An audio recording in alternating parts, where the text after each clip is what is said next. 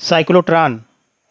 The cyclotron is a machine which is used to accelerate charged particles or ions to high energies. It was designed by E.O. Lawrence and M.S. Livingstone. Principle: when a positively charged particles is made to move time and again in a high frequency electric field and using strong magnetic field, it gets accelerated and acquires sufficiently large amount of energy. This is the figure of cyclotron, in which there are two D's, D1 and D2. D1 और D2 दो D's हैं metallic, बीच में खाली होती हैं। दोनों D's को high frequency oscillator से जोड़ा गया है, जिस पर वही फ्रीक्वेंसी दी जाती है जो रेजोनेंस फ्रीक्वेंसी के बराबर होती है। N और S ऊपर से नीचे की तरफ, N से S जो दिखाया गया है, यह मैग्नेटिक फील्ड है इस प्लेन में ऊपर से नीचे की तरफ।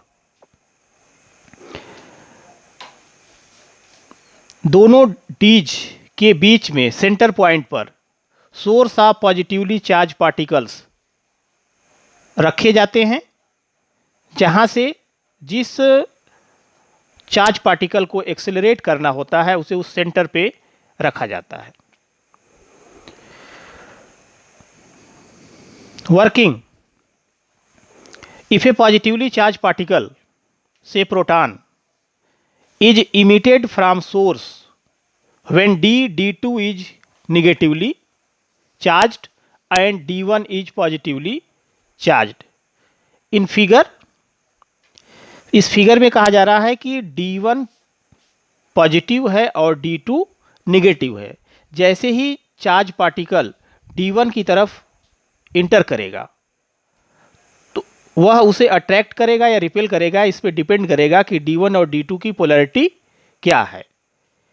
तो D1 पॉजिटिवली चार्ज्ड है, it will accelerate towards D2। इस तरह से ये D2 की तरह D2 की तरफ एक्सेलरेट करेगा।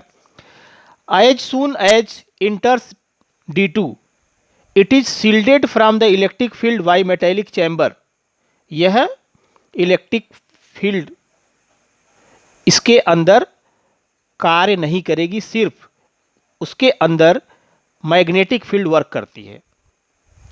इलेक्ट्रिक फील्ड सिर्फ दोनों डीज के बीच में जो गैप है, इस गैप में ही कार्य करती है और यह उन चार्ज पार्टिकल्स को जो D1 से D2 की तरफ और फिर D2 से D1 की तरफ जाते हैं, उनको एक्सीलरेट करने का काम करती हैं। जो मैग्नेटिक फील्ड लगती है, यह मैग्नेटिक फील्ड उस चार्ज के वेलोसिटी के परपेंडिकुलर है, इसलिए जो फोर्स लगता है वह लॉरेंज मैग्नेटिक फोर्स, जो कि F = QVB sin 90 डिग्री, तो F = QVB फोर्स लगता है।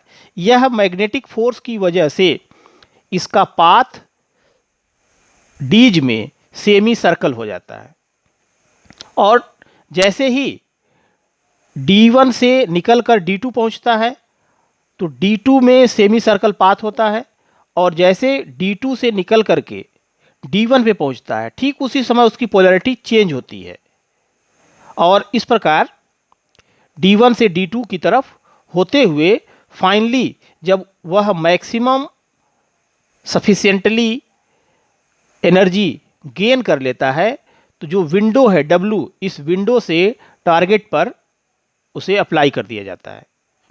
तो इसे अब एक बार फिर देख सकते हैं कि inside D2 it moves at right angles to the magnetic field and hence describe a semicircle inside it. After completing the semicircle, it enters the gap between the D's at the time when polarity of D's have been reversed. जैसे ही उसकी polarity reverse होती है वैसे वह उसी gap में enter करता है। Now the proton is further accelerated towards D1, then it enters D1 and again describes the semicircle due to magnetic field. which is perpendicular to the motion of proton.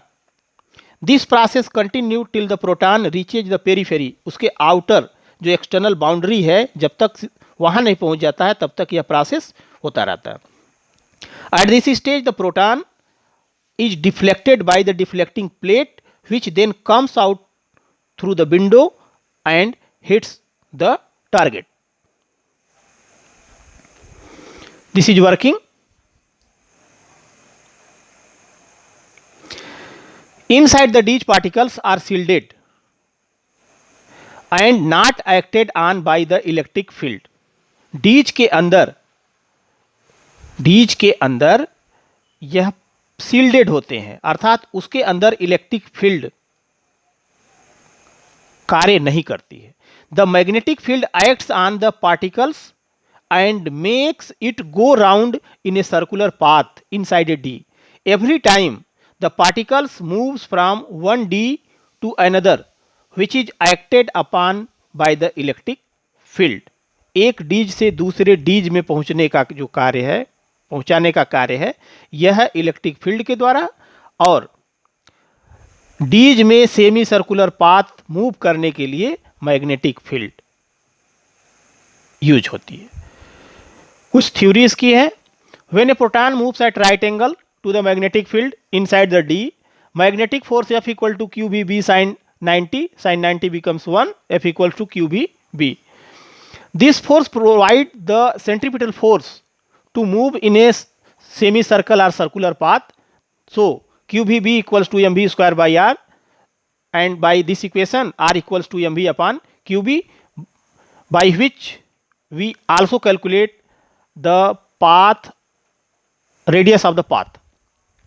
Time taken by particle to complete semicircle inside the D, total time equals to 2 pi r upon v, but there are semicircle, so t equals to pi r upon v. Putting the value of r mv by qb, we get pi m upon qb. So total time t equals to 2 pi m upon qb. Here we are seeing that t is independent of velocity. T is independent of velocity or radius. So particles when enters d1 to d2 and d2 to d1, the semicircle में इसकी speed बढ़ जाती है, लेकिन जो time period है semi circle या circle का पूरा करने का वह बराबर रहता है. t equals to pi m upon q B, time period इससे मिल गया. Therefore applied frequency equals to cyclotron frequency. यहां पर दोनों डीज के बीच में जो अप्लाइड फ्रीक्वेंसी होती है वह साइक्लोट्रॉन के रेजोनेंस फ्रीक्वेंसी के इक्वल होती है, अर्थात nu a equals to nu c, that is 1/t, which comes out to qb upon 2 pi m. Now in this case particles gain energy. So energy gained by particle in a cyclotron E equals to 1 upon 2 mv square. By putting the value of v from above equation qbr by m, so we get E equals to 1/2 q square b square r square upon m. E will be maximum when r will be max. So E maximum equals to 1 upon 2 q square b square by m r square max.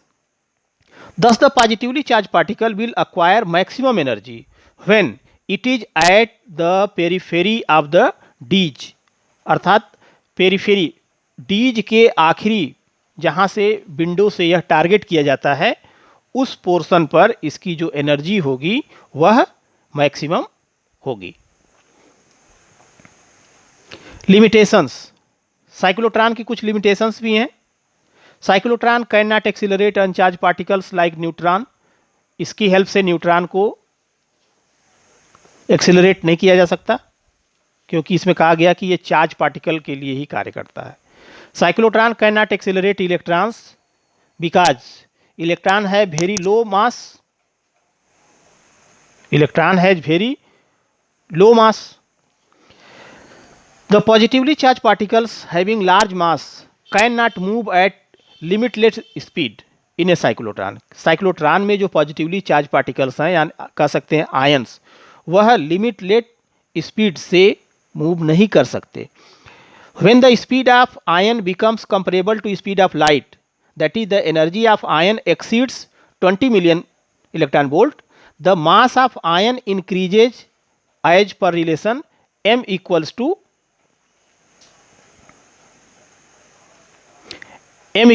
m naught upon under root 1 minus v square by c square, where m mass of ion at velocity, v m naught mass of ion at rest, and speed of light 3 into 10 power 8 meter per second.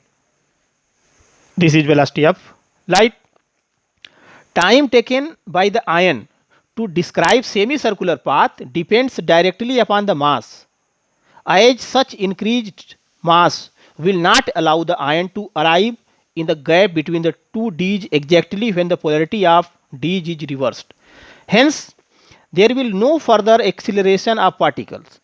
The positive ion can accelerate only up to the time when it takes time to describe semicircular path equal to the time for half cycle of the electric field. Usage of cyclotron. There are many uses of cyclotron. It is used to bombard the atomic nuclei with highly accelerated particles to study the nuclear reactions. Nuclear reactions में इसकी study के लिए किया जाता है.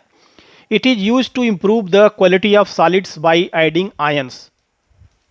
किसी solid की quality को मेंटेन करने के लिए या उसकी क्वालिटी को बढ़ाने के लिए इसमें आयन जो है ऐड करके साइक्लोट्रॉन का उपयोग किया जाता है. It is used to synthesize fresh substances. It is used to produce radioactive material for medical purposes, like for the purpose of diagnostic and treatment of chronic diseases. It is also used in treatment of cancer.